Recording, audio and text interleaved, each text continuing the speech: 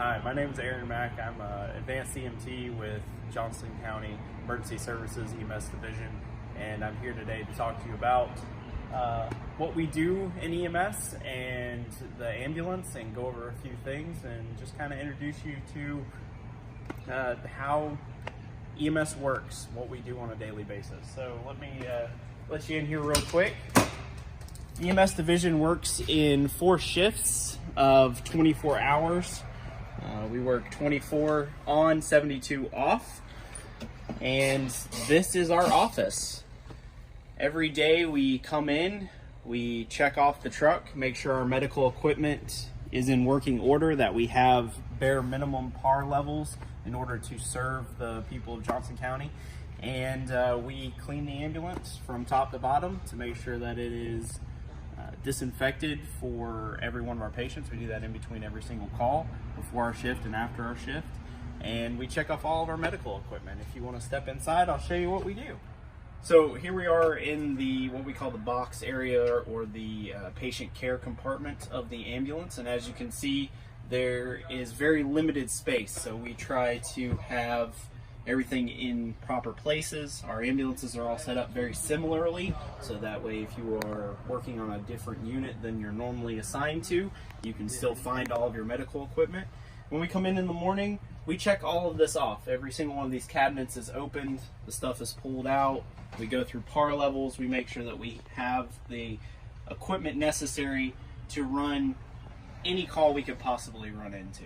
And Johnson County is a decently sized county. We ran just under 28,000 calls last year in a pretty decently wide square mileage area. Johnson County has urban to rural areas that we all respond to. So we have to carry a multitude of different pieces of equipment on the ambulance in order to service all of those calls. So let's look at some of the bags and the equipment that we use pretty much every day on an ambulance. So this is our stretcher, and everything in the cabinets that I talked about earlier is duplicated on the stretcher, so that way we can take this to our patient in order to render care quickly, and then return to the ambulance when necessary for more equipment or more advanced equipment or specialty equipment. So we're just going to talk about these 3 bags and this monitor here today, because the rest of it's kind of redundant. So first off, our monitor here is a Zoll X series. Pretty advanced monitor. Allows us to take vital signs like a blood pressure or heart rate, as well as read oxygen levels in the saturation of your blood, as well as do more advanced techniques like take a 12 lead or look at a picture of your heart, as well as defibrillate someone who's in cardiac arrest. So a very important piece of equipment that we check off every single day. The next bag we have here is what we call our go bag. We recently implemented this due to restrictions from the recent viral outbreak, and this has some pretty quick vital taking equipment as well, including a thermometer, a glucometer, fast med bag that may be used to stabilize a patient pretty quickly or give a first line medication. And then in the back part here, we have supplies to start IVs, to deal with hypoglycemia or low blood sugar, as well as some trauma supplies and some more vital taking information. The next bag we have is this green one, which is our airway bag. This is going to hold our oxygen, as well as what we call airway adjuncts, which help stabilize airways, so that way we can help people who have breathing problems. Including nebulizer kits, nasal cannulas, the little prongs that go up in your nose, full masks, as well as more advanced techniques like supraglottic airways, which are for cardiac arrest, which go all the way down to the throat, or CPAP, which is continuous pressure oxygen that goes across your face in a mask. And all of those are here in this bag. Also gets checked off every morning.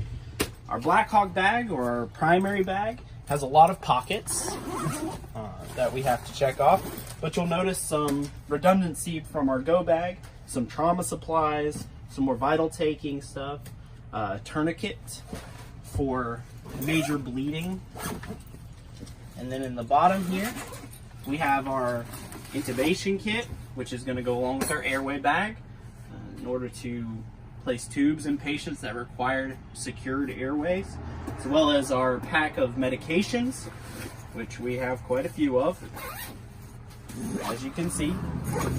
And these are designed to handle a multitude of medical emergencies. And our IV kit to establish IVs on scene. Like I said, every day we check this off and make sure we can run calls in this county and effectively help the citizens. In the EMS division, we respond to a multitude of calls that are triaged with emergency medical dispatch. When you call 911, they triage what you tell them, where you are, how to respond, and who needs to respond to those calls. Based on this information, EMS could respond with lights and sirens above the posted speed limit, or could respond in a routine manner following all normal traffic safety laws. In the EMS division, we do have requirements that allow us to respond in a advanced or faster speed. However, that does not mean that we can break traffic laws whenever we feel like it. However, if you see someone driving around with lights and sirens on, try to move over and allow that emergency vehicle to pass you and respond to those calls, because you don't know what's going on.